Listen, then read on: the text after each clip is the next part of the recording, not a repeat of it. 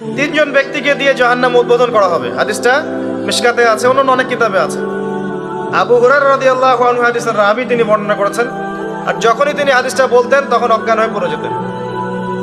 এটা কিন্তু হাদিসে এসেছে, যখনই তিনি হাদিসটা বলতেন তিনি অজ্ঞান হয়ে পড়ে যেতেন। যে তিনজন ব্যক্তিকে দিয়ে জাহান্নাম উদ্বোধন করা হবে, তার প্রথম ব্যক্তি হচ্ছে একজন শহীদ, যাকে ডাকা হবে, বলা হবে তোমাকে এসব নিয়ামত দিয়েছিলাম, পৃথিবীতে কি করেছিলে? সে বলবে আমি আমার পুরো জীবনটাই আপনার জন্য দিয়ে দিয়েছি। আল্লাহ পাক বলবেন ক্যাদিব, মিথ্যা কথা বলছো, বরং এই কারণে জীবন দিয়েছ, এই জন্য যুদ্ধে গিয়েছিলে যে মানুষ তোমাকে অনেক বড় বীর বলবে। কথা বুঝতে পারছেন? একজন ব্যক্তি রাসূল সাল্লাল্লাহু আলাইহি ওয়াসাল্লামের এই যে তাবু পাহারা দিচ্ছিলেন, যুদ্ধের মাঠে তাবু পাহারা দিচ্ছিলেন, মুশরিকদের সাথে যুদ্ধ হচ্ছে। এমন সময় একটা দূর থেকে তীর চলে আসলো। তখন তো তীর ছিল, ফায়ারিং ছিল না, তীর ছিল। দূর থেকে একটা তীর আসলো, এসে পুরো বুকের মধ্যে, সাথে সাথে ডেড। সাহাবীরা বলছেন যে কত উত্তম সৌভাগ্য তার, কত কত কত উত্তম তাকদীর, এই ব্যক্তি তো শহীদ হয়ে গেল, নবীর পাশে থাকলো, তার খেদমত করলো, যুদ্ধ করলো, শহীদ হয়ে গেল।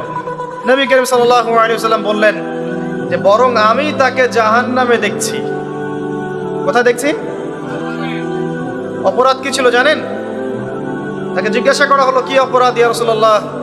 নবী সাল্লাল্লাহু আলাইহি ওয়াসাল্লাম বললেন, সাল্লাল্লাহু আলাইহি ওয়াসাল্লাম তিনি বললেন যে এই ব্যক্তি গনিমতের মাল থেকে একটা চাদর চুরি করেছিল। গনিমতের মাল বোঝেন? যুদ্ধ লব্ধ সম্পদ। এই গনিমতের মাল থেকে একটা চাদর কাউকে না বলে নিয়েছে। এই একটা চাদর আত্মসাৎ করার কারণে নবীর সাথে যুদ্ধ করেও সে জাহান্নামে চলে গেল। নাউযুবিল্লাহ। নিয়াত, ইখলাস, এগুলা কি জিনিস, কেমন করে বোঝাবো? এগুলো বোঝানোর মতো ক্ষমতা আমার কাছে নাই। কোরআন এবং হাদিসে যা বলা আছে এগুলোকে উপস্থাপন করার মতো উপস্থাপনা, ভাষা, বাচনিক ভঙ্গি এবং আবেগ আসলে আমার মধ্যে নাই। আমার মনে হয় না যে কোরআন এবং হাদিসে যা আছে হুবাহু এই জিনিসটা রাসূল সাল্লাল্লাহু আলাইহি ওয়াসাল্লাম, সাহাবায়ে কেরাম ছাড়া অন্য কেউ বোঝাতে পারবে। কিয়ামতের মাঠ কি জিনিস এটা বোঝানোর মতো ভাষা আমাদের কাছে নাই। বুঝতে পারি পড়লে, কিন্তু বোঝাতে পারি না।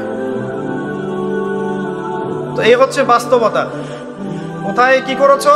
আমার পুরো জীবন দিয়ে দিয়েছি। মিথ্যা কথা। তুমি এই জন্য জীবন দিয়েছো যাতে মানুষ তোমাকে বড় বীর বলবে, জাহান্নামে যাও। সে কিন্তু আল্লাহর রাস্তায় জীবন দিয়েছে। আরেকজন ব্যক্তি দানশীল, অনেক দান করেছে, দাতা হাতেন তাই, দান করতে করতে অবস্থা খারাপ। আল্লাহ পাক বলবেন কি করেছো? সব সম্পত্তি দান করে দিয়েছে। মিথ্যা কথা বলছো, এই জন্য দান করেছিলে যাতে মানুষ তোমাকে অনেক বড় দাতা বলে, জাহান্নামে যাও। আরেকজন ব্যক্তি কি করেছো? দিনের জ্ঞান অর্জন করেছিলাম, হাফেজ ছিলাম, আলেম ছিলাম, কারি ছিলাম, বক্তা ছিলাম, ইত্যাদি ইত্যাদি, মানুষকে দিনের পথে ডেকেছি। আল্লাহ বলবেন নাউযুবিল্লাহ, আল্লাহ বলবেন